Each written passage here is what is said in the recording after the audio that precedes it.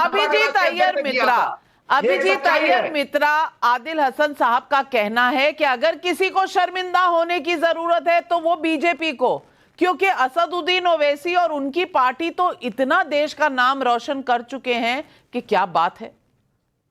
ये सच्चाई है। अब देखिए, अब मैं क्या बोलूंगा। अगर इनको लगता है कि असदुद्दीन ओवैसी ने देश का नाम रोशन किया है, वैसे असदुद्दीन ओवैसी का ट्विटर टाइमलाइन तो देख लीजिए। उन्होंने एक बार भी जो लेबनान में हो रहा है उसको कंडेम नहीं किया है। दूसरे के ट्वीट रीट्वीट किए जा रहे हैं, पर खुद अपने मुंह से कुछ नहीं निकाला है लेबनान के बारे में। क्यों? क्योंकि वो शिया है। गाजा के बारे में तो बहुत कुछ बोल रहे थे क्योंकि वो सुन्नी है। तो ये एक सुन्नी सुप्रेमिसिस्ट है जो बस सुन्नी कॉजेस को जहां पर भी है बोला जाता है कि वो शिया है, पर मेरे को लगता नहीं है उनके ट्विटर टाइमलाइन से, क्योंकि जब लेबनान की बात आती है एकदम चुपचाप कोने में बैठे रहते हैं। तो पता नहीं कौन से उम्मा की वो खिदमत कर रहे हैं। बेसिकली इंडिया में बैठ के वोट काटने का काम करते हैं और कुछ करते तो है नहीं। इनका कोई पार्टी इतना बड़ा भी नहीं है, कहीं और सीट भी नहीं मिलता है, तो भाई कहां से मुसलमान शेर बन गए। मुसलमान इश्यू पे तो बात नहीं करते हैं, बस गाजा पे बात करते हैं। अब इनको लगता है कि ये future of Muslims in India है, तो कंग्रेचुलेशंस टू देम। मैडम जवाब देना चाहेंगे? जवाब दीजिए मैडम। उनको अभिजीत अय्यर से पूछिए, बोलिए कि बैरिस्टर असदुद्दीन ओवैसी साहब ने 640 क्वेश्चन पार्लियामेंट में उठाया, उसमें हिंदू और मुसलमान, स्कूल और हॉस्पिटल सबका उठाया। मोदी सरकार को बोला चलिए चाइना में डोकलाम कब्जा कर रहा है, पूरे एमपी का डेलीगेशन ले जाइए। मोदी सरकार नहीं गए। दारुसलाम देख लीजिए, माथे पर टोपी हो, तिलक हो और क्रॉस हो या पगड़ी हो, सबका इस्तकबाल है। इसलिए 1958 से लेकर दारुसलाम का दरवाजा सबके लिए खुला है। हम जात और मजहब नहीं देखते हैं, हम इंसानियत देखते हैं। इसीलिए 1984 से लेकर आज तक हैदराबाद जीत रहे हैं। हम नहीं बोलते हैं कि आई लव पोक, आई लव बीफ। आप भारत की कूटनीति के साथ हैं या नहीं? आप चाहते हैं कि भारत देश आतंकवाद के खिलाफ खड़ा हो या नहीं? सवाल इतना सा है। 100% हमारा स्टैंड क्लियर है। हमारा स्टैंड तो फिर जब प्रधानमंत्री आतंक की बात करते हैं तो आप गाड़ी का रुख मोड़ क्यों देते हैं? रोहन गुप्ता, इसका कोई जवाब नहीं है इनके पास। हम ड्रामा नहीं करते हैं, हम प्रवचन नहीं करते हैं, हम देश के साथ हैं। भाषण दे रहे हैं, इनके नेता सिर्फ एक काम कर रहे हैं। अब इनकी दुकान, उनको लग रहा है नविका जी, बंद होने वाली है और इसीलिए महाराष्ट्र में चुनाव आ रहे हैं। इसीलिए जो AIMIM का जो दिया जो फड़क रहा था वो ज्यादा फड़क रहा है और कुछ नहीं है। अभी वक्फ बोर्ड पे कहते हैं कि नहीं हमारी मस्जिद, अरे वक्फ बोर्ड में ऐसा कुछ है ही नहीं कि मस्जिद कोई ले लेगा, पर इनको भड़काना है। मुसलमान भाई बहनों को भड़का के अपनी राजनीति करनी है। जब हिंदुओं के साथ में कुछ होता है बांग्लादेश, तब उनके मुंह में दही जम जाता है और ये बड़ी बड़ी बातें करते हैं। तो हम सबकी बात करते हैं, तो क्यों सिर्फ मुस्लिम सीटें ही लड़ते हैं आप लोग? क्यों और कोई सीट नहीं लड़ते हैं? अरे आप छोड़िए, आपकी ये जो पोलराइजेशन की राजनीति है वो देश के लिए खतरनाक है। जो आतंकवाद है उसका कोई धर्म और जाति नहीं होती है। आतंकवाद आतंकवाद होता है। पहली बात आपको ये समझना पड़ेगा। दूसरी बात, तुष्टीकरण बंद करना पड़ेगा। जो सही है वो सही है, जो गलत है गलत है। अगर देश में कुछ इलीगल है, अवैध है, तो वो अवैध है, वो हिंदू का हो या मुसलमान को, ये आपको समझना पड़ेगा। हम सबको मिलकर समझना पड़ेगा नाविजा की सबसे पहले देश है। देश के प्रधानमंत्री अगर देश के लिए अच्छा बोलते हैं तब देश का जो राजनीति है उसके अंदर नहीं आना चाहिए, उसके साथ हमको खड़े रहना चाहिए। देश के आंतरिक मामले प्रधानमंत्री सवाल पूछ सकते हैं, भाजपा से विफलताओं के सवाल पूछिए। आपके पास आदिल हसन साहब, लेकिन अनुराग भदौरिया जी ने पहले हाथ उठाया है। अनुराग भदौरिया जी, मैं पूछना चाहती हूं, जब ईरान इजराइल को अगर टारगेट करता है तब आप चुप क्यों रहते हैं?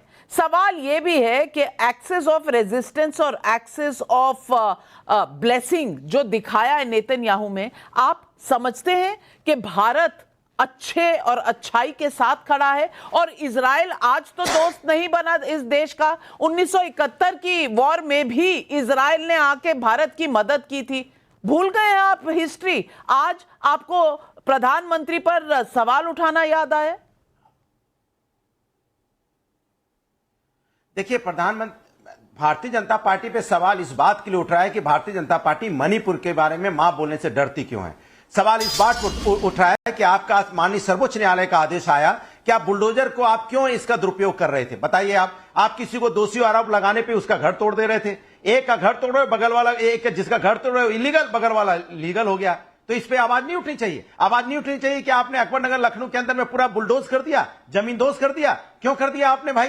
किस बात पे कर दिया? क्योंकि आपने बिजली कनेक्शन आपने दिया, पानी इलेक्ट्रिक कनेक्शन आपने दिया, वोटर आईडी आपने बनवाया, रजिस्ट्री आपने की, उसके बाद उनका वोट आपने लिया, वोट लीगल। उसके बाद जब वोट मिल गया, सरकार बन गई, तो पूरा आपने कॉलोनी गिरा दी। अच्छा चलिए, आपने अकबरनगर गिरा दिया, बुलडोजर आगे बढ़ा ही नहीं। उसके बाद वो पंतनगर जाते जाते उसका डीजल खत्म हो गया।